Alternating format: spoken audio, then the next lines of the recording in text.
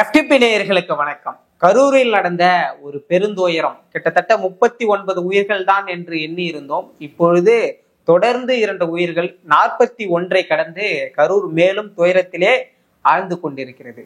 இந்த நிலையில கூட தாவேகா தொண்டர்கள் என்ன செய்யணும்? அங்க இருக்கக்கூடிய மக்களோடு போய் நின்று இருக்கணும். ஆனா அதை செய்யாம விஜய் இன்னும் சாப்பிடலையா, விஜய் இன்னும் தூங்கலையா, விஜய் ஆறாத துயரத்துல இருக்கிறாரு அப்படின்னு வி ஸ்டாண்ட் ஃபார் விஜய் அப்படின்னு எல்லா இடத்துலயும் ஹேஷ்டேக் போட்டு போட்டோ போட்டு எல்லா இடத்துக்கும் அவருக்கு ஆதரவா நிக்கிற மாதிரி பண்றாங்க.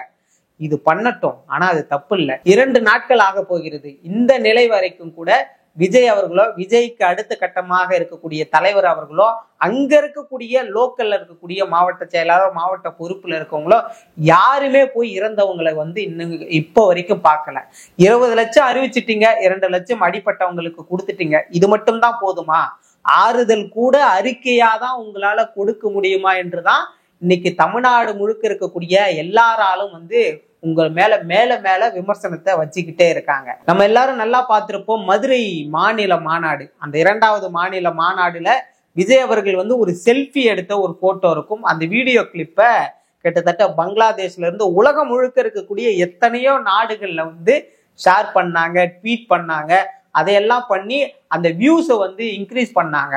அப்படி இப்போ இந்த கரூர் எவ்வளவு துயரமான சம்பவம். இந்த துயரமான சம்பவத்துக்கு நடுவுல விஜய் அவர்கள் சோகமா இருக்கிற மாதிரி போட்டோ கிரியேட் பண்றது, அதுக்கப்புறம் ஏஐல இமேஜஸ் எடிட் பண்ணி விஜய் சாப்பிடலையா, தூங்கலையா, அவர் எவ்வளவு துயரமா இருக்கிறாரு பாருங்க அப்படின்னு வீடியோ கிளிப்பா போட்டு எல்லாரும் ரீல்ஸ் போட்டுட்டு இருக்காங்க.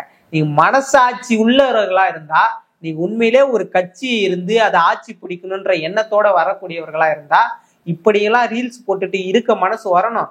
ஏங்க தலைவர் போகல, தலைவர் மனசு ஆறாத துயரத்துல இருக்கிறாரு, படுத்து தூங்குறாருன்னு கூட வச்சுக்கோங்க.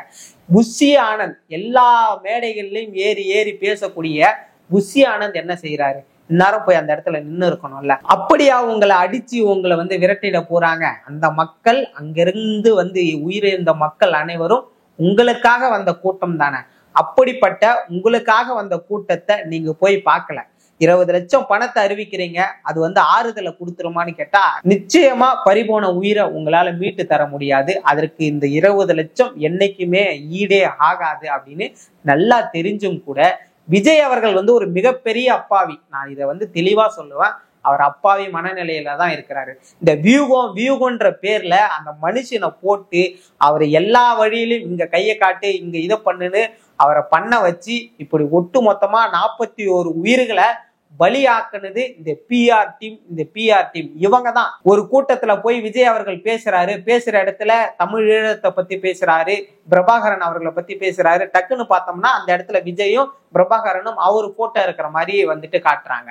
அதுக்கப்புறம் விஜயகாந்த் இவரும் இருக்கிற மாதிரி அதை மட்டும் ஜூம் பண்ணி காட்டுறாங்க. இப்ப கரூரில் நடந்த கூட்டத்துல விஜய் எந்த ஒரு பொருளையுமே உள்ள வாங்கி இருக்க மாட்டாரு. ஆனா அஜித்தோட இருக்கிற மாதிரி ஒரு போட்டோ எடுத்து அதுல ஆட்டோகிராஃப் போட்டு கொடுக்குறாரு.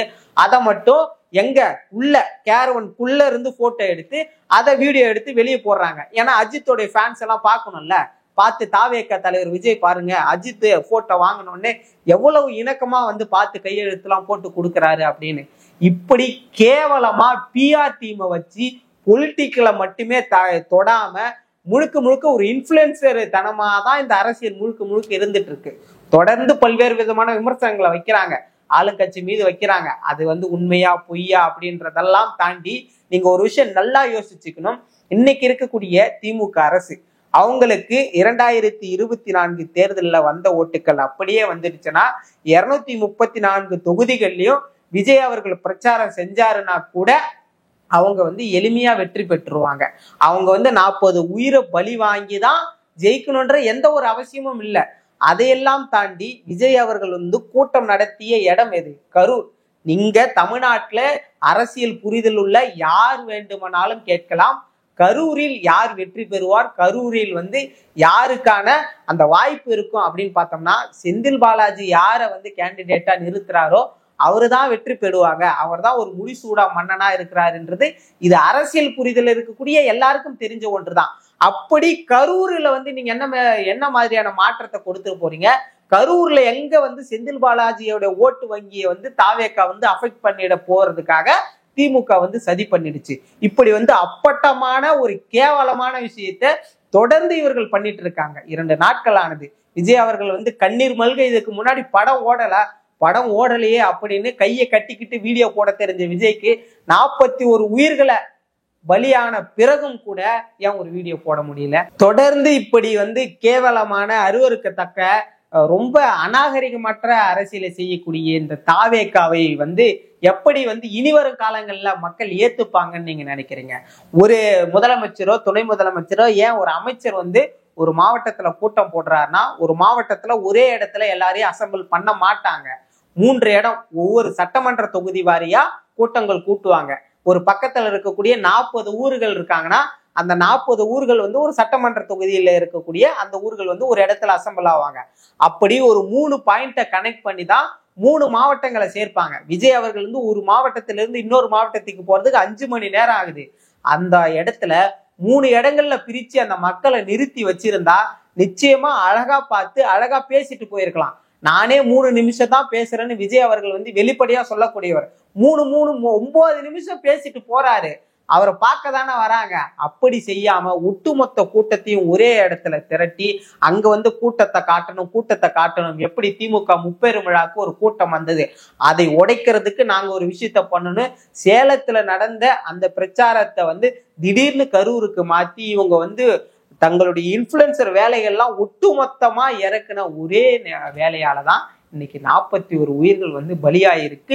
மேலும் எத்தனையோ பேர் உயிருக்கு போராடிட்டு இருக்காங்க. இப்படி மிக கேவலமா PR வேலை செய்யக்கூடிய தாவேக்காவை நம்ம என்ன நினைக்கலாம்? இவங்க அடுத்து எங்கெங்கெல்லாம் கூட்ட போவாங்க, அங்கெல்லாம் மக்கள் எப்படி இவங்களை ஏத்துப்பாங்க? நீங்க எப்படி பாக்குறீங்கன்னு மறக்காம கமெண்ட் பண்ணுங்க.